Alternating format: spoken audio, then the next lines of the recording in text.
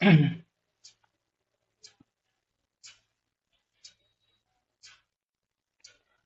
my dear student. ସମସ୍ତଙ୍କୁ ସକାଳର ଅଭିନନ୍ଦନ। ଆଜିଠାରୁ ଏହି କ୍ଲାସ ମାଧ୍ୟମରେ ଆମେ 2024 ମସିହାରେ ଯୋଉ ଆରଆଇ ଏକ୍ଜାମ ହେବାକୁ ଯାଉଛି ସେଥିପାଇଁ ପ୍ରତ୍ୟେକ ଚାପ୍ଟର ପାଇଛି କିଛି କିଛି ପ୍ରଶ୍ନ ସମାଧାନ କରିବା। ଯୋଉ ସମୟ ରଖିଛି ମୁଁ ଧାର୍ଯ୍ୟ କରିଛି ତମମାନଙ୍କ ପାଇଁ 10 ମିନିଟ ଭିତରେ କେମିତି 10ଟି କ୍ୱେଶ୍ଚିନ୍ ସମାଧାନ କରିବା। ସମସ୍ତ କ୍ୱେଶ୍ଚିନ୍ କିପରି କମ ସମୟ ଭିତରେ ସମସ୍ତ କ୍ୱେଶ୍ଚିନ୍ ସମାଧାନ କରିବା ବୁଝିପାରିଲ ନା ନାହିଁ ସେ ସମ୍ପର୍କରେ ଆଜିର ଏଇ କ୍ଲାସ ତମକୁ କୁହାଯିବ। ଆଉ କାହିଁ ଡେରି କରିବା ଚାଲ ଆଜିର କ୍ଲାସଟିକୁ ଆରମ୍ଭ କରିଦେବା। ପ୍ରଥମ ପ୍ରଶ୍ନ କଣ ରହିଛି ସମାଧାନ କରିବା। ଆଉ ଆଜିର ଏଇ କ୍ଲାସରେ ଅନୁପାତ ସମାନୁପାତ ବିଷୟର ସମସ୍ତ ପ୍ରଶ୍ନ ରହିବ। ପିଲାମାନେ କ୍ୱେଶ୍ଚିନ୍ ଗୁଡାକ ବହୁତ ସହଜ। ଯଦି ଯୋଉମାନଙ୍କୁ ଏ କ୍ୱେଶ୍ଚିନ୍ ସଲ୍ଭ ହେଇପାରୁଛି ଯୋଉମାନଙ୍କ ଦ୍ୱାରା ସେମାନେ ମଧ୍ୟ এই ପ୍ରଶ୍ନକୁ ସମାଧାନ କରିକି ଉତ୍ତର ନିଶ୍ଚିତ କମେଣ୍ଟ ବକ୍ସରେ ଜଣାଇବେ। ତାହେଲେ ଦେଖିବା ପ୍ରଥମ କ୍ୱେଶ୍ଚିନ୍ କଣ ରହିଛି। ପ୍ରଥମ କ୍ୱେଶ୍ଚିନ୍ ସମସ୍ତେ ସ୍କ୍ରିନରେ ଦେଖିପାରୁଥିବ। ପ୍ରଥମ କ୍ୱେଶ୍ଚିନ୍ ତମମାନଙ୍କ ପାଇଁ ରହିଛି ଯେ ଦେଖ କିଛି ରେସିଓ ଦେଇଛି which ratio will be the largest କିଛି ରେସିଓ ଦେଇଛି ସେ ରେସିଓ ଗୁଡାକ ମୁଁ ଲେଖୁଛି ବୁଝିପାରିଲ ନା ନାହିଁ। ଦେଖ ଗୋଟେ ରେସିଓ ଅଛି 2/5 ଆଉ ରେସିଓ ଅଛି 3/4 ଆଉ ଗୋଟେ ରେସିଓ ଅଛି 5/6 ଆଉ ଗୋଟେ ରେସିଓ ଅଛି 9/10। ଏଇ ଯୋଉ ଚାରିଟା ରେସିଓ ଅଛି ଚାରିଟା ଅନୁପାତ ଅଛି କୋଉ ରେସିଓ ଟା ସବୁଠାରୁ ବୃହତ୍ତମ ଆମେ ବାହାର କରିବା। ଦେଖ ପିଲାମାନେ ମୁଁ ସମସ୍ତ ରେସିଓର ଲବରେ 10 ମଲ୍ଟିପ୍ଲାଏ କରୁଛି। ତେଣୁକରି ଏଠି 2 ଅଛି 10 ମଲ୍ଟିପ୍ଲାଏ 20 ହେଇଯିବ। 3 ଅଛି 10 ମଲ୍ଟିପ୍ଲାଏ 30 ହେବ। 5 ଅଛି 10 ମଲ୍ଟିପ୍ଲାଏ 50 ହେବ। 9 ଅଛି 10 ମଲ୍ଟିପ୍ଲାଏ କଲେ 90 ହେବ। ଏବେ ଦେଖ କାଟିବି ଆମ ଆକୁ ହେଲା। ଆକୁ କୋଉଟା ଅଛି ଫ୍ରାକ୍ସନ ଅଛି ମୁଁ ଆକୁ କୋଉଠି ପ୍ରକାଶ କରିବି ଇଣ୍ଟିଜରରେ ପ୍ରକାଶ କରିବି। ଦେଖ 5 ଚଉ 20 5 4 କାଟିଲେ କେତେ 4 7 28 28 5 4 5 20 ତାପରେ ଆଉ ଗୋଟେ ଏଇଟା କେତେ ଆସିବ 6 8 48 ଆଉ 2 0 2 0 20 ଛାତ୍ରୀକି 18 8.3 ଆସିଲା। ଏଇଟା କେତେ ଆସିଲା 109 ଆସିଲା। ତାହେଲେ ଦେଖ ପ୍ରଥମେ ଯୋଉ ଫ୍ରାକ୍ସନ ର ସେ ପ୍ରଥମ ରେସିଓର ବାହାରି ପଡିଛି ମୋର ଇଣ୍ଟିଜର ନମ୍ବର ପୂର୍ଣ୍ଣ ସଂଖ୍ୟାରେ ବାହାରି ପଡିଛି। ଦେଖ ଏଇଟା ଦେଖିପାରୁଛ କେତେ 4 ଅଛି ଏଠି 7.5 ଅଛି ଏଠି 8.3 ଅଛି ଏଠି 9 ଅଛି। ତାହେଲେ ନିୟନ୍ତ୍ରଣ କୋଉ ଯୋଉ ରେସିଓଟାର ବୃହତ୍ତମ ସଂଖ୍ୟା ବାହାରିଲା ନା 9 ବା ଶେଷ ରେସିଓଟା ଯୋଉ ରେସିଓଟା ଥିଲା 9/10। ତାହେଲେ ଏଇପରି ଭାବରେ ଏଇ ପ୍ରଶ୍ନକୁ ଆମେ ସମାଧାନ କରିପାରିବା। ମୁଁ ଏଠି କଣ କଲି ତମର ନା ଲବ ମାନଙ୍କୁ କଣ 10 ରେ ମଲ୍ଟିପ୍ଲାଏ କରିଥିଲି ତାପରେ କଣ ଯାହା ଫଳରେ କଣ ମତେ ଭାଗ କରିବା ପାଇଁ ସୁବିଧା ହବ। ସେଥିପାଇଁ ମୁଁ ଏଇ କ୍ୱେଶ୍ଚିନ୍ ଟା କଣ କଲି ଲବରେ 10 ର ମଲ୍ଟିପ୍ଲାଏ କଲି। ତ ମଧ୍ୟ ଏଇପରି ଭାବରେ ସମାଧାନ କରିପାରିବ। ଆଉ ଆର ଅନୁପାତ ବା ଆର ଅନୁପାତ ପଚାରିନଥିଲା ଏଇ ଚାରିଟା ଅପସନ ମଧ୍ୟରୁ କୋଉ ଗୋଟାକ ସବୁଠୁ ବୃହତ୍ତମ। ତାହେଲେ କୋଉଟା ବୃହତ୍ତମ ନା 9/10। ତାହେଲେ କୋଉ ଅନୁପାତ ସେଇଟା ହବ ନା ଶେଷ ଅନୁପାତଟା। ତାହେଲେ ବୁଝିପାରିଲ ନା ବୁଝିପାରିଲନି ପିଲାମାନେ ଏଇ ଶେଷ ଅନୁପାତଟା ହେଲା କଣ ଶେଷ ଅପସନ ଟା ଏଇ ପ୍ରଶ୍ନର ସଠିକ ଉତ୍ତର। ତାପରେ ଦେଖ ପିଲାମାନେ ପରବର୍ତ୍ତୀ ପ୍ରଶ୍ନ ରହିଛି ଇଫ ଏ ଇକ୍ୱାଲ ଟୁ ଦେଇଦେଇଛି ଏ ବି ର ଅନୁପାତ ଦେଇଛି 2/3 ଆଉ b ବାଇ c ର ଅନୁପାତ ଦେଇଛି 4/5। ତାହେଲେ କଣ ପଚାରିଛି ନା ଏ ବି ସି ର ଅନୁପାତ ବାହାର କରିବାକୁ ପଚାରୁଛି। କଣ ପଚାରୁଛି ଏ ବି ସି। ଏଇ ପ୍ରଶ୍ନ କେମିତି ସମାଧାନ କରିବା ଦେଖ ବହୁତ ଟେକ୍ନିକ ଅଛି ଏଇ କ୍ୱେଶ୍ଚିନକୁ ସମାଧାନ କରିବା ପାଇଁ ଜଷ୍ଟ 2 ସେକେଣ୍ଡରେ ମୁଁ ସମାଧାନ କରିପାରିବି। ଦେଖ ଏ ବି ର ଅନୁପାତ ଦେଇଥିଲା ମୁଁ ତେଣୁକରି ସେ ଅନୁପାତକୁ ଲେଖି ଦଉଛି ଏ ତଳେ ଲେଖିବି ଏ ର ଅନୁପାତ ବି ତଳେ ଲେଖିବି ବି ର ଅନୁପାତ ବୁଝିଲା ନାଇଁ। ତାପରେ କଣ ଲେଖା ହେଇଥିଲା ନା ବି ଆଉ ସି ର ଅନୁପାତ ଦେଇଥିଲା ତା ବି ର ଅନୁପାତ କେତେ 4 ଥିଲା ତେଣୁକରି ମୁଁ ସେକେଣ୍ଡ ଷ୍ଟେପ ରେ ବି ର ଅନୁପାତ ଲେଖିବି 4। ତାପରେ ସି ର ଅନୁପାତ ଦେଇଥିଲା 5 ତେଣୁ ସି ର ଏଇ ଯୋଉ ସେକେଣ୍ଡ ଷ୍ଟେପ ରେ ସି ର ପ୍ଲେସ ର ସରଳ କରି କଣ ଲେଖିବି ସେ ଲେଖିବି 5 ଲେଖିବି। ତାପରେ କଣ କରିବି ଏଇଟାକୁ ସମାଧାନ କେମିତି କରିବି ଦେଖ ଯୋଉ ବି ର ଅନୁପାତ ଦେଇଥିଲା 3 ସେଇ 3 ଟାକୁ ପରବର୍ତ୍ତୀ ଫାଙ୍କା ସ୍ଥାନରେ ଫିଲ୍ଅପ କରିବି। ଦେଖ ଯାହା ଅଛି ପୂର୍ବରୁ ସେଗୁଡାକ ପରେ ଲେଖିଦେବି ଯାହା ଅଛି ପରେ ତା ପୂର୍ବରୁ ସେଇଆ ବି ଲେଖିବି ବୁଝିଲା ନାଇଁ। ତାପରେ ବର୍ତ୍ତମାନ ଦେଖ ଏଠି ବି ଜାଗାରେ କେତେ ଥିଲା 3 ଥିଲା ତା ପରେ ଥିଲା କଣ ସି ର ଜାଗାରେ କଣ ଏଇଗୋଟା ରିପିଟ କଲି ଏଠି ଥିଲା ବି ଜାଗାରେ 4 ଥିଲା ତା ପୂର୍ବରୁ କିଛି ଫାଙ୍କା ଥିଲା ତେଣୁକରି ସେଇ 4 ଟାକୁ ଏଠି ଆଣିକି ପକେଇଲି। ତାପରେ କଣ କରିବି ମୁଁ ସିଧାକୁ ସିଧା ଗୁଣିବି ବୁଝିଲା ନାଇଁ। କାରଣ କଣ ପାଇଁ ଗୁଣିବି ନା ମତେ ଅନୁପାତ ଦରକାର। ଦେଖିଲ 2 ଚଉକ କେତେ 8 ହେଲା ତାପରେ ଏଠି କେତେ 4 3 12 ହେଲା ତାପରେ ଏଠି କେତେ 5 3 ହେଲା 15। ଦେଖିଲ ପିଲାମାନେ ଏଇ ସଂଖ୍ୟା କଟିବ କି କୋଉଥିରେ ନା କଟିବନି ତେଣୁକରି ଆର ଅନୁପାତ କେତେ ହେଇଗଲା 8 ଅନୁପାତ 12 ଅନୁପାତ 15। ତାହେଲେ ଏ ବି ସି ର ଅନୁପାତ ପଚାର ଥିଲା ମୁଁ ଯୋଉ ପ୍ରଶ୍ନର ସମାଧାନ କରିପାରିଲି ମାତ୍ର 2 ସେକେଣ୍ଡ ଭିତରେ। ତାପରେ ଦେଖିବା ଦେଖ ତାପରେ ନେକ୍ସଟ କ୍ୱେଶ୍ଚିନ୍ ଦେଖ ସମସ୍ତେ कौन दे देछि ना 2a they the 2a equal to केते दे देछि 3b ताले मु एठु कोन बार करबी ना a और b रो अनुपात बार करबी केते हे जो मोर 3 ना 3/2 देखो b टा एपटे कोन मल्टीप्लाई करे एपटे से कोन डिवाइड हबो तेनु करे एपटे 3 थाला 2 मल्टीप्लाई करे एपटे से कोन डिवाइड हबो तेनु करे a और b रो अनुपात बाहर गेला केते 3 अनुपात 2 बुझिरा ना बा 3 भाग 2 लिख परिबो तापर देखो तापर थाला कोन थाला ना 3b इक्वल टू थाला कोन 4c ताले ମୁଁ ଏଠି ସେମିତି b by c କେତେ ହେଇଯିବ ନା 4/3 ହେଇଯିବ ଜାଣିପାରିବା ମାନେ c ଟା ଏପଟେ ପଛଟା ମଲ୍ଟିପ୍ଲାଇ ହେଇଥିଲା ଏପଟେ ଆସିଲେ କଣ ହବ ସାଇଡ ଚେଞ୍ଜେସ କଲେ ଡିଭାଇଡ ହେଲା ଏପଟେ 3 ଟା ମଲ୍ଟିପ୍ଲାଇ ହେଇଥିଲା ସେପଟେ ଗଲା ଡାଇରେକ୍ଟ ସାଇଡ ଗଲେ କଣ ହେଲା ଡିଭାଇଡ ହେଲା ବୁଝିଲ ବୁଝିଲ ତାପରେ କଣ ଲେଖିବି ଆମକୁ ପଚାରିଥିଲା କଣ ନା a b c ର ଅନୁପାତ ପଚାରିଥିଲା ମୁଁ କଣ ଲେଖିବି a ର ଅନୁପାତ ଥିଲା 3 b ର ଅନୁପାତ ଥିଲା 2 ତାପରେ ଫାର୍ଷ୍ଟ ଷ୍ଟେପ ଲେଖିଥିଲି ତାପରେ ସେକେଣ୍ଡ ଷ୍ଟେପ ସେମିତି ଲେଖିକି କଣ b ର ଅନୁପାତ ଥିଲା 4 c ର ଅନୁପାତ ଥିଲା କେତେ 3 ତାହେଲେ ଏଠି ବି c ର ଅନୁପାତ ଲେଖିଦେଲି ମୁଁ ତମକୁ କଣ କହିଥିଲି ଯାହା ପୂର୍ବରୁ ଥିବ ସେଇଟା ପରେ ରିପିଟ ହବ ଯାହା ପରେ ଥିବ ତା ପୂର୍ବକୁ ରିପିଟ ହବ ତାପରେ କଣ କରିବି ଏମିତି ସିଧାକୁ ସିଧା କଣ କରିଦେବି ଗୁଣିଦେବି ତାପରେ କଣ କରିଦେବି ଅନୁପାତ କରିଦେବି ଦେଖ ପିଲାମାନେ ମୁଁ 2 ରେ କାଟିଦେବି 2 2 2 ରେ କାଟିଲେ 2 ହେଲା ତାହେଲେ କେତେ ହେଲା 3 ଗୁଣେ 6 ଏଠି ହେଲା କେତେ 4 ଏଠି ହେଲା କେତେ 3 ତାର ଅନୁପାତ କେତେ ହେଲା 6 4 3 ଆଉ ପିଲାମାନେ ଆଉ ଗୋଟେ ବିକଳ୍ପ ମଧ୍ୟରେ ମଧ୍ୟ ସମାଧାନ କରିପାରିବ ଦେଖ ଦିଟା ଯୋଉ a b ର ରେସିଓ ଦେଇଛି 3 ବିଭକ୍ତକ 2 ତାପରେ b ର ଅନୁପାତ ରେସିଓ କେତେ ହେଲା 4 ବିଭକ୍ତକ 2 ଯଦି ମୁଁ b କି ସମାନ ସମାନ କରିବା ପାଇଁ ଚାହୁଁଛି ଏଠି b ର ଅନୁପାତ ଅଛି 2 ଏଠି b ର ଅନୁପାତ ଅଛି 4 ତେଣୁକରି ମୁଁ b ତ ଏମିତି କୌଣସି କମ୍ପେୟାର କଲା ଭଳିଆ ଆସିବ ତିନିଟା ମଧ୍ୟରେ b ତ କେବେ ଗୋଟିଏ ରାଶି ଦିଟା ମାନ ଆସିବନି ଏଠି 2 ଅଛି ଏଠି 4 ଅଛି ଏଟା ଭିନ୍ନ ମାନ ଅଛି ତେଣୁକରି ଆକୁ ମୁଁ 4 କରିବା ପାଇଁ ଚାହୁଁଛି 4 କରିବା ପାଇଁ କଣ କରିବି ନା ବୋଥ କଣ କରିବି ଲବ ହରରେ 2 ଲେଖା ମଲ୍ଟିପ୍ଲାଏ କରିଦେବି ଦେଖ ଏଠି ହରରେ କଣ ଲବରେ କଣ 2 ଲେଖା ମଲ୍ଟିପ୍ଲାଏ କେତେ ହେଇଯିବ 3 ଗୁଣେ କେତେ ହେଲା 6 ହେଇଗଲା 2 ଗୁଣେ କେତେ ହେଲା 4 ହେଇଗଲା ଏପଟେ a ଆଉ b ର ଅନୁପାତ କେତେ ବାହାରିଗଲା 4 ଅନୁପାତ 6 ସେପଟେ ହେଲା କଣ b ଅନୁପାତ c ବା b ବିଭକ୍ତ c କେତେ ହେଲା 4 ବିଭକ୍ତ 3 ତାପରେ ଦେଖ ଏପଟେ a ହେଇଗଲା 6 b ହେଇଗଲା 4 ଏଠି ବି 4 ଦେଖ c ବି ହେଇଗଲା 3 ତାହେଲେ 6 4 3 6 4 3 ଏମିତି ବି ପ୍ରଶ୍ନର ସମାଧାନ କରିପାରିବ ଏମିତି ମୋ ମତରେ କରିବ ବହୁତ କମ ସମୟ ଭିତରେ ହେଇଯିବ ତାପରେ ଦେଖିବା ନେକ୍ସଟ କ୍ୱେଶ୍ଚନ କଣ ରହିଛି ନେକ୍ସଟ କ୍ୱେଶ୍ଚନ ସମସ୍ତେ ଦେଖିପାରୁଥିବ ସ୍କ୍ରିନରେ ନେକ୍ସଟ କ୍ୱେଶ୍ଚନ କଣ ରହିଛି ନେକ୍ସଟ କ୍ୱେଶ୍ଚନ ରହିଛି find the value of a if 16 is to 42 double is to 32 is to a बुझे ए ର ଭ୍ୟାଲୁ ପଚାରିଛି ଯଦି କହିଛି 16 ଅନୁପାତ 42 ସମାନୁପାତ 32 ଅନୁପାତ ଏ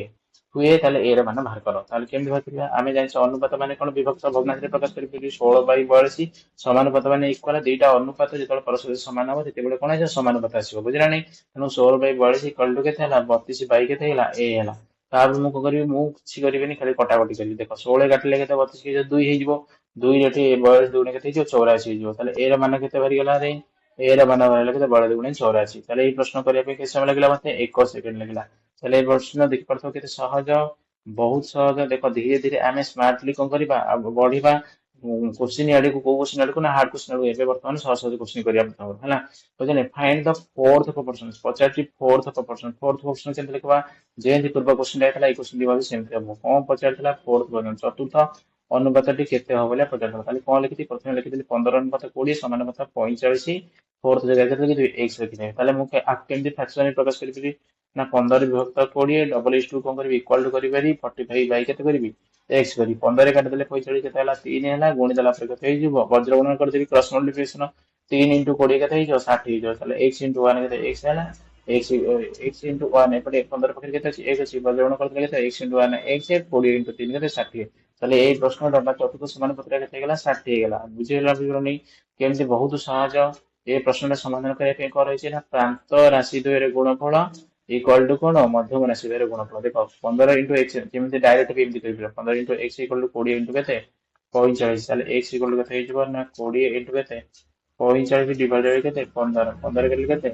15 3 पॉइंट 23 केते ना 60 ताले जेतल चतुर्थ अनुपात पचारथबो बा चतुर्थ अनुपात माने प्रथम दिटा अनुपात द्वितीय दिटा अनुपात सहित कोन ହେଇथबो समान हेले आमे केमता मते संपर्क कोन ना प्रथम राशि और चतुर्थ राशि र गुणफल मध्यम राशि द्वारा गुणफल सहित समान बोली जाइला एटा गोटे सूत्र तमे एटाକୁ भी लिखि परिबो देखो तापर देखा find the cone median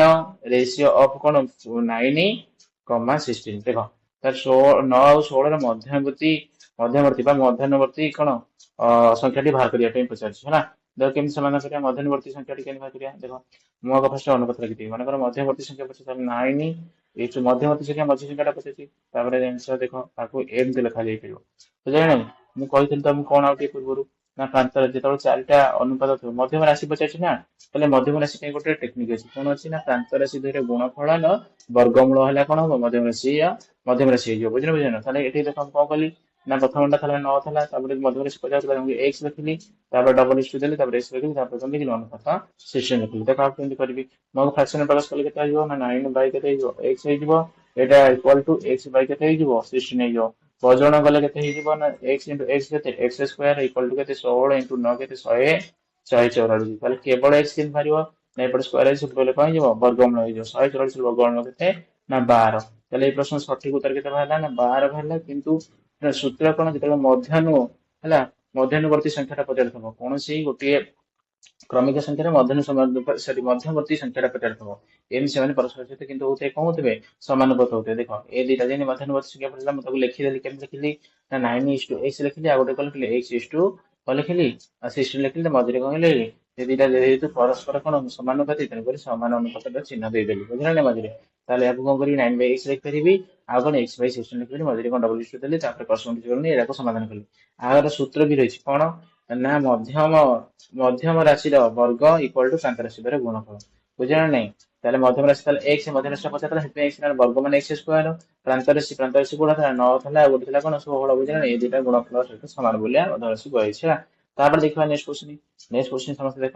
if a and b divide 4500, ବୁଝିଲ ବୁଝିଲୁ। ତାହେଲେ a ଆଉ କଣ b କୁ କେତେରେ ଡିଭାଇଡ କରାଯାଇଛି ନା 4500 ଡିଭାଇଡ କରିଛି। ତାହେଲେ ପଚାରିଛି in 2:3, କାହା କେଉଁ ରେସିଓରେ ନା a ଆଉ b କୁ 2:3 ରେସିଓରେ କଣ ଡିଭାଇଡ କରାଯାଇଛି, ଆଉ ସେମାନଙ୍କର ଭ୍ୟାଲୁ ଦେଇଦେଇଛି କେତେ 4500। ତାହେଲେ କେମିତି ବାହାର କରିବି, ଆମେ ଜାଣିଛେ କଣ ଏଇଟା ହେଲା 2, ଏଇଟା ହେଲା 3, ମନେକର ଏଇଟା 2 ଅନୁପାତ, ଏଇଟା 3 ଅନୁପାତ, ଦିଟା ଅନୁପାତ ମିଶିଲା ପରେ କେତେ 5 ଅନୁପାତ। 5 ଅନୁପାତକୁ କେତେ ହେଲା 4500। ତାହେଲେ 1 ଅନୁପାତକୁ କେତେ ବାହାରିବ ନା 45 ବିଭକ୍ତ 5, 5 ନୂଆ କେତେ 45 900, 1 ଅନୁପାତ କେତେ 900। ପଚାରିଥିଲା କଣ how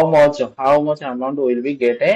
b get, ବୁଝିଲେ b କେତେ ପାଇବ। ତାହେଲେ 1 ଅନୁପାତ ଯଦି 9 ହେଲା, ତାହେଲେ 3 ଅନୁପାତ କେତେ ହବ, ଗୁଣନ 3 କରିଦେବି। ତାହେଲେ 3 9 3 କେତେ 27, ବୁଝିଲ ନା ନାଇଁ, 2700 ହେଇଗଲା। ତାହେଲେ ଏଇ ପ୍ରଶ୍ନ ସମାଧାନ ତମେ ସମସ୍ତେ ଶିଖିପାରିଲ ନା ନାଇଁ, ଜାଣିପାରିଲ ନା ନାଇଁ। ସେ କହିଥିଲା 4500 ରହିଛି, ଆଉ ତାକୁ ଡିଭାଇଡ କରିବ କୋଉ ଅନୁପାତରେ ନା 2 ଅନୁପାତ 3 ଡିଭାଇଡ କରିବ ହେଲା, ବୁଝିଲ ନା। ମୁଁ ଦେଖିଲି 2 ଆଉ 3 ଅନୁପାତ କଣ ହେଇଛି 5 ଅନୁପାତ ହେଲା, 5 ଅନୁପାତ 45, 1 ଅନୁପାତ କେତେ ହବ ନା 45 ବିଭକ୍ତ 5 ସାମନେ କେତେ 900 ହେଇଗଲା, 4500 ବିଭକ୍ତ 5 ମାନେ 900। ତାହେଲେ 3 ଅନୁପାତ କେତେ ହେଲା, b ର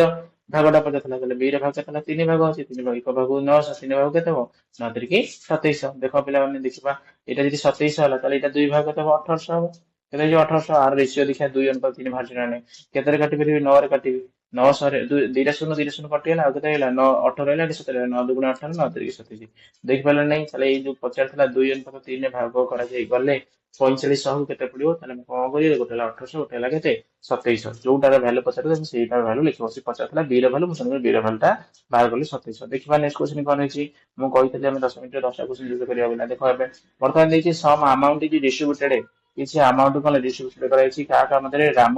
ଆଉ କିଏ ଶ୍ୟାମ ଆଉ କିଏ ସେ ମୋହନ, ବୁଝିଲେ। ରାମ ଶ୍ୟାମ ମୋହନ ମଧ୍ୟରେ କିଛି ପଇସା କଣ କରିଛି ବଣ୍ଟା ହେଇଛି। ସେମାନଙ୍କର ରେସିଓ ଦେଇଛି 3 ଅନୁପାତ 4 ଅନୁପାତ 5, ବୁଝିଗଲନି। ଶ୍ୟାମ ଗେଟ୍ 1200, ଶ୍ୟାମ କୋଉଠି ମଝିରେ, ଶ୍ୟାମ କେତେ ଟଙ୍କା ପାଇଛି 1200 ପାଇଛି, ବୁଝିପାରିଲ ନା ବୁଝିପାରିଲନି। ଶ୍ୟାମ ଗେଟ୍ କେତେ, if ଶ୍ୟାମ ଗେଟ୍ସ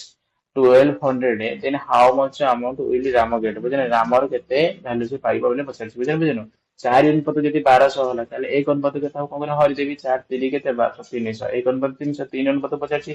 ତାହେଲେ 3 ଅନୁପାତକୁ 3 ଅନୁପାତକୁ 300 ରେ ଗୁଣ ଦେଲା ପରେ କେତେ ହେଇଯିବ, ହେଲା 900, ବୁଝିପାରିଲ ବୁଝିଲି। କଣ କଲି ନା ରାମର ଭ୍ୟାଲୁ ଦେଇଥିଲା 1200, 4 ଅନୁପାତ, ରାମର କିନ୍ତୁ କେତେ ପରିମାଣ ରହିଛି, କେତେ ଅନୁପାତ ସେ ନବ ନା 4 ଅନୁପାତ, 4 ଅନୁପାତ ଯଦି ହେଲା କେତେ 1200, 1 ଅନୁପାତ କେତେ ହେଇଯିବ 300 ହେଇଯିବ। ତାହେଲେ ସେ 3 ଅନୁପାତ କେତେ ହବ ନା 3 ରେ କଣ ମଲ୍ଟିପ୍ଲାଇ କରିଦେଇ 300, ତାହେଲେ କେତେ ହେଲା 900। ତାହେଲେ ରାମ କେତେ ଟଙ୍କା ନବ ନା 900 ଟଙ୍କା ନବ, ବୁଝିପାରିଲ ନା ନାଇଁ। ଏଇ ପ୍ରଶ୍ନ ବହୁତ ସହଜ। ଯଦି ପଚାରିଥାନ୍ତା ଶ୍ୟାମ ମୋହନ କେତେ ଟଙ୍କା ନବ, ସେମିତି ବାହାର କରିଦେଇଥାନ୍ତା କଣ ଗୁଣନ 300 କରିଦେଇଥାନ୍ତା, ତାହେଲେ ସେ କେତେ ହେଇଯାଇଥାନ୍ତା 1500 ହେଇଥାନ୍ତା, ବୁଝିପାରିଲ ନା ବୁଝିପାରିଲନି। କୋଶ୍ଚିନ୍ ଟା ବହୁତ ସହଜ, ତମକୁ ଲାଗୁଥିବ ଏତେ ସହଜ କୋଶ୍ଚିନ୍ କଣ ଆସିବ ପରୀକ୍ଷାରେ ସାରେ। ଦେଖ ଆମେ ଆଜି କଣ କରୁଛେ ଧୀରେ ଧୀରେ କଣ କରିବା ତାର ପାଟର୍ନ ଟାକୁ ବଢେଇବା। ତେଣୁ ଆଗୁଆ ଯେତେବେଳେ ତମେ କଣ ଗୋଟେ ଗୋଟେ ଇଏ ବି ଗୋଟେ ପ୍ରକାର ହେଲା, ଏ ପ୍ରକାର ଯେତେବେଳେ ତମେ ଜାଣିଛ ସମସ୍ତେ ଯେ ଓଡିଶାରେ ଯେତେ ସବୁ କମ୍ପିଟେଟିଭ ଏକ୍ଜାମ ହଉଛି ଗଣିତରେ କେମିତି କୋଶ୍ଚିନ୍ ସବୁ ପଡେ। ତମେ ରିସେଣ୍ଟ ଡେଜ୍ ରେ ତମେ ଦେଇଥିବ କଣ ଦେଇଥିବ, ଯୋଉ ଆମର କଣ କଣ ସେଇଟା ସବୁ ଥିଲା ପଞ୍ଚାୟତ ଅଫିସର ପିଇଓ ବାହାରିଥିଲା, ବୁଝିଲ ବୁଝିଲ। ପଞ୍ଚାୟତ ଏକ୍ଜିକ୍ୟୁଟିଭ ଅଫିସର ଯୋଉ ବାହାରିଥିଲା, ତମେ ଜାଣିଛ କେତେ ସହଜ କୋଶ୍ଚିନ୍ ବାହାରିଥିଲା। ତେଣୁକରି କୋଶ୍ଚିନ୍ କିଛି ଇମ୍ପସିବୁଲ ନୁହେଁ ଯେ ସହଜ କୋଶ୍ଚିନ୍, ସେଥିରେ କେତେଟା ଥବ କଷ୍ଟ କୋଶ୍ଚିନ୍, କିନ୍ତୁ ଏଇ ଟାଇପ ର କୋଶ୍ଚିନ୍ ପ୍ରାୟତଃ ଆସିବ। ଏଟା ସବୁ ରେଫରେନ୍ସ, କିଛି ବୁକ୍ ରେଫରେନ୍ସ, କିଛି ପ୍ରିଭିୟସ କୋଶ୍ଚିନ୍ ରେଫରେନ୍ସ ରେ କୋଶ୍ଚିନ୍ ତିଆରି କରାଯାଇଛି। ମୁଁ ମନରୁ କରିଦଉନି କିମ୍ବା ଡିଜାଇନ କରିଦଉନି, ପିଲାମାନେ ବୁଝିପାରିଲ ନା ନାଇଁ। ବହୁତ କୋଶ୍ଚିନ୍ ସହଜ କୋଶ୍ଚିନ୍ ଗୁଡାକ ଦେଖ। ତାପରେ ନେକ୍ସଟ କୋଶ୍ଚିନ୍ ଟା କରିବା। नेक्स्ट क्वेश्चन समझते स्क्रीन लिख पड़ता स्क्रीन कर a person has 280 meters piece of wood तापर केते थला गोटे पर्सन पाखरे कोन थला 280 बुझियो नै 280 280 मीटर रो केते 280 मीटर कोन थला वुड थिला बुझि गला बुझि गलनी तापर कोन छी ना if the length of the smaller part is 70% होची स्मॉलर पार्ट रो भाग केते हला 70% 75% then the larger part row length केते पजे बुझि ना हमें जान से टोटल हला कोन टोटल 100% 100% वुड रो केते भाग अछि टोटल हला केते 28 2 2000 कोन सर 2000 को केते 280 मीटर ताले आमे एक को देखो पूरा टोटल काठटा कोन 100 अनुपात बुझिना बुझिना 100 अनुपात केते दिछि अनुपात समान अनुपात तेनु करी टोटल हला 100 अनुपात मने करो मु भाबी नेबी 100 अनुपात केते अछि टोटल काठ हमर 2 ना 280 मीटर ताले एक अनुपात केते बाहर करिवे ना को हरि देबी ताले 280 भाई केते कोन 100 कर दी गोटे गोटे शून्य कटला ताले केते हो 2.8 हो ताले एक अनुपात केते भरी गला एक अनुपात बाहर गला केते ना 2.8 ताबन केते अनुपात 50 ना ना find the smallest part largest part केते थला 75 ताले स्मॉलेस्ट पार्ट केते हो ना 25 ताले एटा 25 मल्टीप्लाई करी 25 मल्टीप्लाई करी 25 केते 200 शून्य गला केते 20 25 2 गुणे 50 50 कोड़ी केते 70 बुझि परला बुझि परला ताले केते हे गला 70 बुझिना नै ताले ए जो स्मॉलर पार्ट टा केते हिजो 70 हिजो देखो ना स्मॉलर पार्ट जदी 70 हे गला लार्जर पार्ट केते हिजो ना 70% बस 280 ରୁ 70 पळिला एटा आउ केते रहलो लार्जर पार्ट केते रहबो लार्जर पार्ट रो 210 रे केते रहबो 210 जदी देखिबा हम काटिबा तो केते अनुपात होउची देखो केते काटि कि से गोटे गोटे शून्य कटियाल ताले गोटे 7 रे 7 बाय 7 7 रे की होउची ताले देखो एटा कथा कहतला हम कहतली 75% एटा केते रहबो हम जानि टोटल टा 100% एटा यदि 75% गला हारी बड़ पार्ट ताले छोट पार्ट केते 25% हबो हम जानि जेटा 75 आ कोन 25 तार अनुपात बाहर केले केते हबो देखो ना एटा अनुपात 25 के लिए कटि जो 25 के 25 25 3 5 1 3 अनुपात 1 एठी भी हमर कोन बाहर करछे मु बाहर करथले कोन बड़टा को 70 70 मीटर 70 मीन्स 70 मीटर एटा 210 मीन्स 210 मीटर तने तने हम सेही भी मु बाहर करी तुम देखै दी प्रमाण भी कर दे चल से 50 ना कोन then find the smaller part रो लेंथ पचार थला चले केते हबो ना 70 मीटर हबो पिला ने बुझ परला नै एई भली क्वेश्चन सब तक आसी पारिबो आसी परिवार भी संभावना रहिछि ये विगत वर्ष मानकर मध्य आसीथिला तेणुकर देख आज 10 नंबर क्वेश्चन आम करवा मु तुमको कही 10 मिनिट 10 टी क्वेश्चन करवा 10 मिनिट 10 टी क्वेश्चन हो सारी देख 10 मिनिट आपको 5 मिनिट कही पार्थ जेहेतु तुमको बुझाऊँ तेणुक समय तो निश्चित लगे ना देख कही if the ratio of angles of triangle बुझे नहीं गोटे त्रिभुजर एंगल मानकर एंगल माने कोन कोण मानकर दे दिछि रेशियो देछि हला केतेरा कोण थाई हम समझ जानिछे बुझे नहीं गोटे त्रिभुजर तीनोटी कोण थाई कोण कोण ना ए बी सी ए जो त्रिभुज कर ता नाम देथिले ए बी सी से पेन में लिख देले ए बी सी माने कोन सपोज ए कोण रे रेशियो देथरा 2 बी कोण रेशियो देथला केते 3 सी कोण रेशियो देथला केते 5 आमे समझ जानिछे गोटे त्रिभुजर तीन कोण समस्या ला 180 डिग्री केते डिग्री 180 डिग्री चल देखो 2 अनुपात ये सब कोण अनुपात 2 अनुपात 3 अनुपात 5 5 केते 10 10 अनुपात केते अछि हमरा 180 तीन कोण समस्या 180 ताले एक अनुपात केते हिजो 18 हिजो से कौन पचार हमको से पचार find the value of larger scale कोन जहार लार्जर रेशियो रे तार कोन लार्जेस्ट वैल्यू हो तेनो लार्जेस्ट रेशियो के सी रे रही केते रही ना 5 रही ताले एक अनुपात जदी 18 होला 5 अनुपात केते हो ना गुणी देबी बुझियो ना 18 5 केते हेगला 90 हेगला पिला ने बुझ परला नै ताले लार्जर एंगल्स रही तार वैल्यू केते हिजो 90 डिग्री पिला ने बुझ परला नै देखो नेक्स्ट क्वेश्चन टा करदबा 12 नंबर ओहो 11 नंबर को मिस हे बुझे नेक्स्ट क्लास रानी दबा हला देखो a farmer has some cows and some चिकेन्स बुझियो गोटे कोर्स पाखे किछि थला कोन किछि काउ थला देखि परथो मु तुमको रहितो तुम टिके नकु मु हाइलाइट करि देखौ देखो a farmer has some cows and some chickens the कोन नंबर ऑफ हेड इज कोन 48 and the numbers of leg माने किछि गोटे कोर्स पाखे किछि गोटे कोन थला काउ गाई थला और कोन किछि थला कुकुड़ा थला गाई थला किछि काउ थला और किछि कोन थला चिकेन थला बुझिलो नै किछि काउ थला और किछि कोन थला चिकेन थला बुझिलो चिकेन माने कुकुड़ा थला बुझिलो नै तापर से माने को दे दिछि मुंडो संख्या देछि टोटल हेड ए दि जण हेड हेड मिसी के देइथला टोटल हेड अछि केते अछि ना 48 आ कोन दिछि से माने कर लेग्स लेग्स माने बड़ बड़ गुडा संख्या अछि 120 कोन दि जण कर लेग हैला लेग्स मिसी केते अछि 120 देन फाइंड द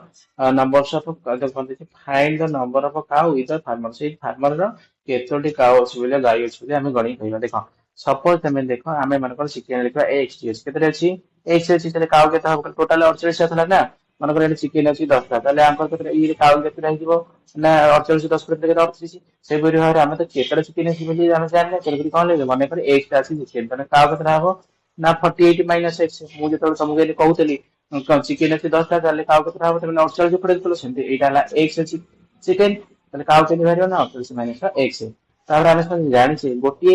ଟୋଟାଲ ଦି ଜଣ ଗୋଡ ମିଶିକି କେତେ 120 ଆମେ ଜାଣିଛେ ଗୋଟେ ଚିକେନ କେତେଟା ଗୋଡ ମାନେ ଗୋଟେ କୁକୁଡ଼ା କେତେଟା ଗୋଡ ଦିଟା ଗୋଡ ତାହେଲେ ଏକ୍ସ ଟା କୁକୁଡ଼ା କେତେଟା ଗୋଡ ହବ ନା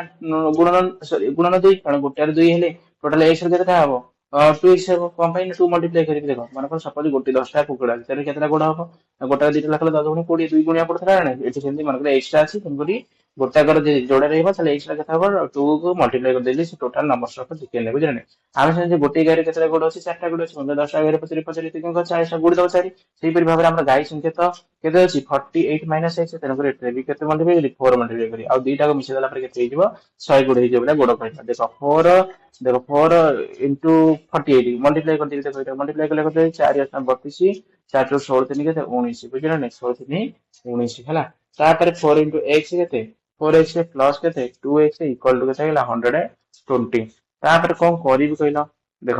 ଏଇଟାକୁ କଣ କରିବି ସେପଟକୁ ନେଇଯିବି ସେପଟକୁ ନେଇଗଲା ପରେ କଣ ହେଇଯିବ କହିଲ ଏଇଟା ହେଇଯିବ କଣ ହେଇଯିବ ଏଇଟା ସେପଟକୁ ପଳେଇଲେ ହେଇଯିବ